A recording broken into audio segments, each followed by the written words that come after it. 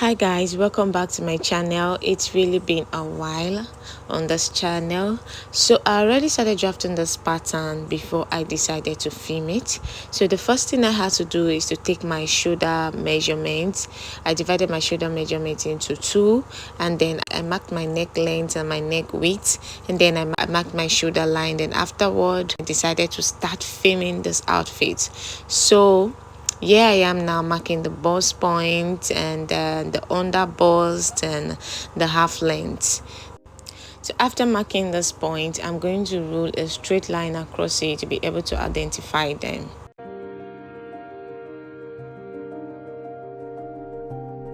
So I'm done marking the points now. The next thing I have to do is to take my nipple to nipple measurement. My nipple to nipple measurement is 7 divided by 2, that is 3.5.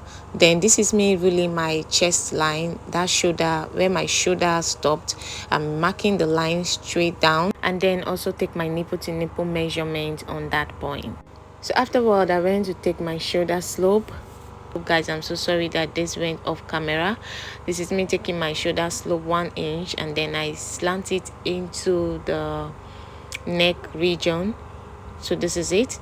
Then I had to go down and divide the shoulder measurement into 2. Whatever I get there, I mark it, and then I come in by half of an inch. This is to reduce any bulginess in the armhole area. So the next thing I have to do is to work on the under bust area. On the under bust area, I came in by 3/4 of an inch, and I went out by 1 inch, and also came down by half of an inch away from the bust point, as you can see on my pattern paper. Then afterward, I connected the lines that I came in by 3/4 of an inch towards that bust point area, and also connected that line that I came in by 1 inch also towards the bust point area, and then I brought both lines down to the half length area. Then afterward, I went up from the chest line by 1.5 inch. So mark 1.5 inch away from the normal chest line, coming by 3/4 of an inch, go out by 3/4 of an inch, and then I connected the line to the bust point. And this is me trying to make sure that the line aren't pointy.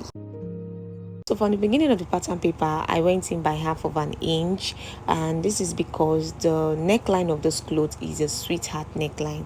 So for me to be able to get my desired sweetheart neckline, I had to come in by half of an inch, and then I connected the points. So this is me drafting out the neckline that I need for this pattern. So I'm just taking out my desired neckline for this pattern. This is a sweetheart neckline. This is me ensuring that I get the neck perfectly well.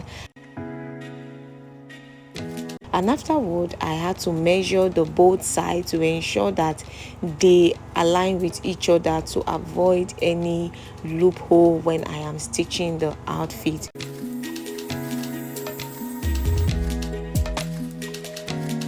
So afterward, I divided my bust circumference into 2, and then whatever I got, I marked it there, and then I measured the dart, what I have there, and then I also inserted it. So whatever dart I also took out, I ensured that I added it back.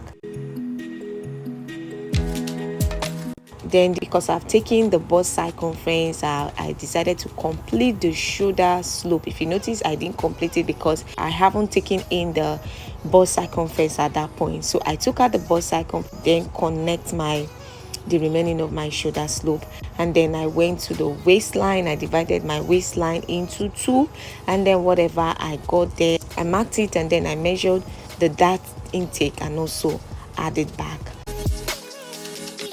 And afterward, rule a straight line from the bust point down to the waist. So the next thing we are going to work on now is our bust dart. In order to get your bust dart, you have to take your front half length measurement and also your back half length measurement. So the difference between my front half length and back half length in this case is half of an inch, and I took out the half of an inch, and then I also slant it to the bust point, then ensuring that I came out by 1 inch from the bust point. So afterward, I divided my shoulder into two and I connected it to my nipple to nipple points. I connected it into my boy's point just so I could get the midpoint of the shoulder and then be able to fold my dart and ensure that I traced out the line so that they will be equal to avoid any gap while sewing it.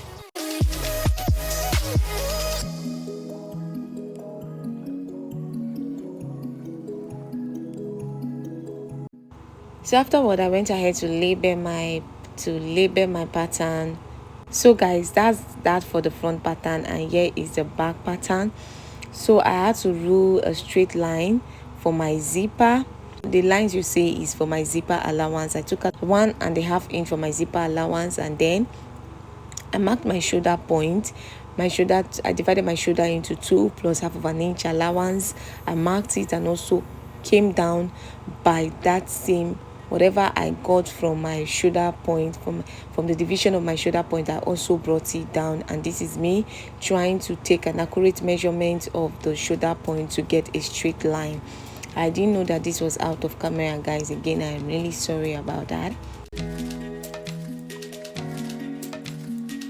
After marking my shoulder line, I came in by 3 inch to mark my neck width, and then I came down by 9 inch because this is not going to be the normal round neckline. This is going to be way deeper than the front neck, so I came down by 9 inches, and from the 9 inches I marked my bust point, which is 11, and then I marked my half length, which is 14.5 inches. After marking them, I drew a straight line to connect the points together.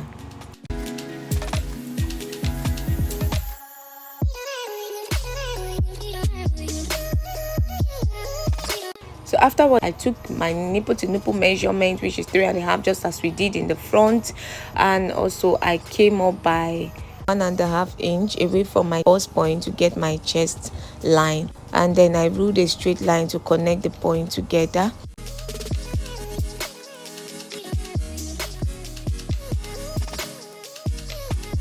Then afterward, I came out by 1/2 inch from both sides to get my dart and connect it to my chest point.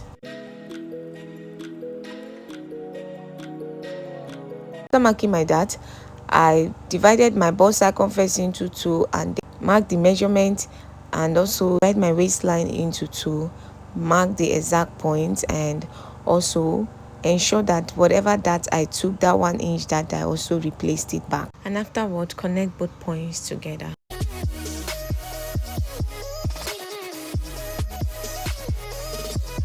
After connecting both points together, I went ahead to mark out my shoulder slope.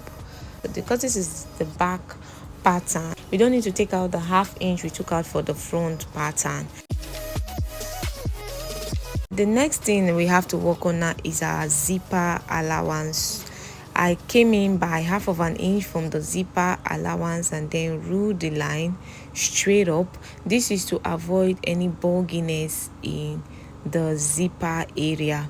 After taking in 1/2 inch from the zipper pattern, I had that 1/2 inch I took out from the zipper pattern. I had to replace it back on the waistline so as not to have shortage of fabric on the waistline. So guys, we have come to the end of the back pattern. This is me differentiating my yoke from the normal pattern before cutting it out. So thank you guys, we have come to the end of this pattern drafting. I hope you guys are able to learn 1 or 2 from this tutorial. Don't forget to like, share and subscribe to my YouTube channel. Bye for now.